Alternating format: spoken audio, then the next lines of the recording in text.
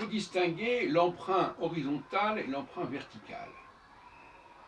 L'emprunt vertical, c'est par exemple le français qui emprunte au latin.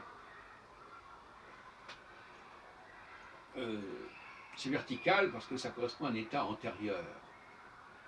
Et c'est vertical aussi dans la mesure où cet emprunt, il passe par toutes sortes de mutations, hein, de transformations. Et on voit bien même que dans des langues qui dérivent toutes du latin, elles diffèrent sensiblement sur tel et tel point. Je ne reviendrai pas là-dessus. En revanche, l'emprunt horizontal, qui est un peu un de mes chevaux de bataille, c'est lorsque l'on emprunte à un groupe qui n'est pas celui de notre groupe d'origine, donc qui n'est pas dans la verticalité. Comme quand l'anglais emprunte au français, il est dans l'horizontalité, il n'est pas dans la verticalité. La verticalité pour l'anglais, c'est les langues germaniques. Il y a un travail là-dessus, il peut y avoir des bizarreries, des changements intéressants à remarquer, je les ai signalés, comme par exemple en allemand on dit tag, et en anglais on dit day.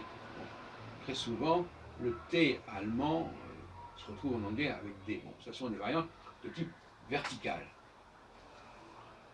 En revanche, dans l'emprunt horizontal, on a souvent très peu de déformation.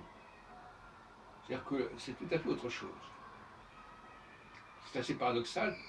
L'emprunt horizontal, on prend le mot tel qu'il est. Mais ce n'est pas du tout le même sens. Et à ce moment-là, on peut se poser la question de savoir s'il n'y a pas un phénomène de substitution ou de remplacement. Dans la verticalité, on sait très bien qu'on va différer quelque part du modèle. Dans l'horizontalité, on peut penser que d'une certaine manière, on cherche à s'approprier le modèle, à le prendre pour soi, et à ce moment-là, on va le garder tel quel. Et c'est ce qui se passe. 80% des mots français en anglais se retrouvent en français tel quel, ou en tout cas se retrouvent dans un état peut-être un peu plus ancien du français, mais qui ne sont absolument pas déformés par une idiosyncrasie anglaise proprement dite, si on peut parler d'idiosyncrasie anglaise aujourd'hui. Mais donc c'est très différent l'emprunt linguistique sous sa forme verticale, sous sa forme horizontale. Je crois que c'est un point qui n'avait peut-être pas été assez souligné jusqu'à présent.